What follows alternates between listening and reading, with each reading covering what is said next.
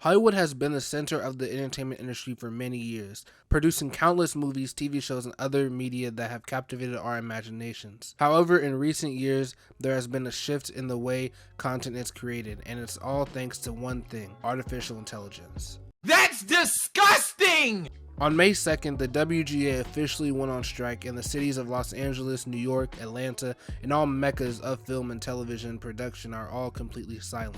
Writers are arguably the most important part of production. Without them, you have no blueprint to build on. Without no blueprint, there are no high-class lunch meetings at the restaurants down the street. Without them, you won't be building these million-dollar sets. And without them, you frankly don't have much of an industry. Without the common customer base of these studios coming in for lunch meetings or dinners or wanting wood from this family-owned business for a set they're making, the owners won't be able to maintain their business in such a demanding city. Not only will AI-generated scripts not bring this type of business back to the cities, but it might also infringe on other copyrighted stories. AI is not creating its own stories like a living, breathing human would. Rather, it's taking multiple story plots and putting them all together like an amalgamation to create something that most of the time is dog shit.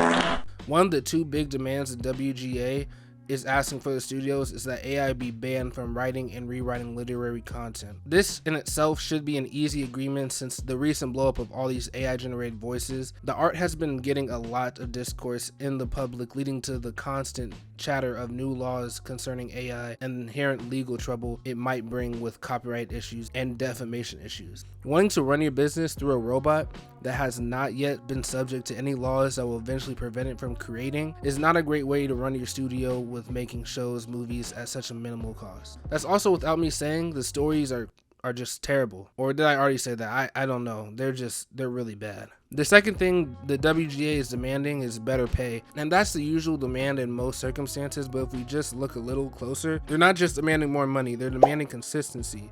Before this era of streaming, writers made money from the days they were writing on a show or movie, and after that project ended, they would receive residuals from every time that show re-aired or sold in any other way. Now in the era of streaming, it is harder to receive residuals on a show that is not on a network television, mostly due to the fact no streaming service publicly releases their streaming numbers. If this demand were to be met, these streaming services would have to make their numbers public, which could be a little embarrassing because I know some of these shows did not get the views they wanted for how much they promoted. But they follow another algorithm from another robot, but that's a whole different situation. These are just the biggest demands of many that the WGA has for studios. I think some of the studios might be overlooking that they are slowly killing their own business by not having these rules set in place. For example, to cut costs in this new era of streaming, the new Netflix show that I really like, Beef, had a mini writing room, which is half the size of a normal writer's room, with also half the time of a normal writer's room.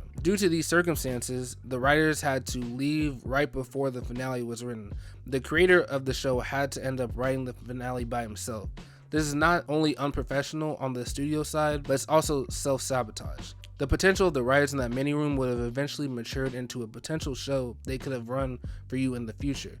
Young writers need all the experience they can get. You can get in by hopping from writer's room to writer's room, but it's essential that they see the whole process of production so they can be prepared. The creator of Beef came from multiple writer rooms himself, which I'm sure made him confident in his growing skill to become a producer of multiple shows and eventually create and run his own. The only studio to react to the WGA's demands was an unlikely one.